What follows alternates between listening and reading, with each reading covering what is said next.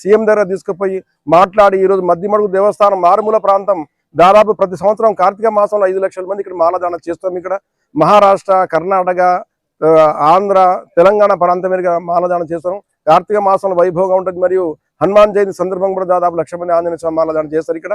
కాబట్టి ఇక్కడ పుణ్యక్షేత్రం, మహాపుణ్యక్షేత్రం. ఇక్కడ నుంచి దాదాపు 5-6 కిలోమీటర్ దూరంలో కృష్ణానది బ్రహ్మాండంగా ప్రవహిస్తుంటది. ఇక్కడ శివలాల్ మహారాజ్ విగ్రహం చేయడం చాలా సంతోషంగా అనిపిస్తుంది. కాబట్టి ఈ రోజు వచ్చిన వాళ్ళందరూ మేము స్వాగతం సుస్వాగతం.